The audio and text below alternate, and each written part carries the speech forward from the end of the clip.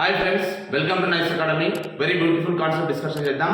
Collinear points మీద question అడుగుతాడు. 10th class వాళ్ళకి ఆల్ కాంపిటేటివ్ ఎగ్జామ్స్ కి ఇలాంటి క్వశ్చన్ అడుగుతారు. ఇలాంటి క్వశ్చన్స్ కి అందరూ కూడా ఏం చేస్తారంటే ఈ ఫార్ములా యూజ్ చేస్తారు. గుడ్డ దృశ్యంలో పడ్డట్టు అందరూ ఫార్ములా యూజ్ చేస్తారు. చాలా మంది టైం వేస్ట్ చేస్తారు. దీని మీద ఆన్సర్ వస్తుంది కానీ టైం వేస్ట్ అవుతుంది. ఎప్పుడైనా సరే ఈ ఫార్ములా లేకుండా నేను బెస్ట్ ట్రిక్ చెప్తా.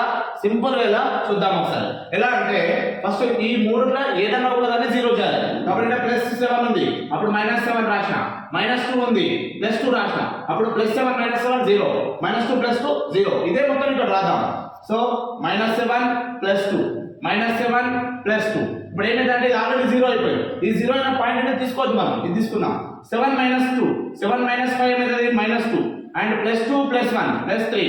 So here -7 3 -4 +2 k. ఎప్పుడైనా గుర్తుపెట్టుకోండి ఇక్కడ k +2, k వేరియబుల్ నుంచి కిందికి రావాలి. k +2 కాబట్టి ఇది ఏమవుతుంది? k +2 అవుతుంది. అయితే first term last term multiple చేస్తున్నా.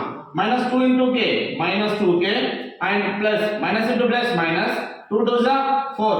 Next minus formula minus. So plus into minus 3 4 is 12. So plus into minus అన్నప్పుడు ప్లస్ అయిపోతుంది. 3 4 is 12. So is equal to 0. Collinear points అంటే is equal to 0 తీసుకోవాలి. ఇప్పుడు చూడండి -2k -4 + 12 + 8 is equal to 0.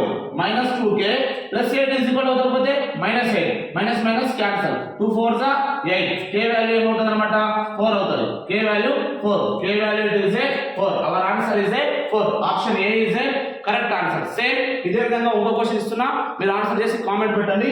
ఒకసారి చూడండి, ఈ క్వశ్చన్ కి ఆన్సర్ చేసి కామెంట్ పెట్టండి. ఓకే ఫ్రెండ్స్, ఈ వీడియో నచ్చినట్లయితే మీ ఫ్రెండ్స్ కి షేర్ చేయండి, లైక్ చేయండి, సబ్స్క్రైబ్ చేయండి.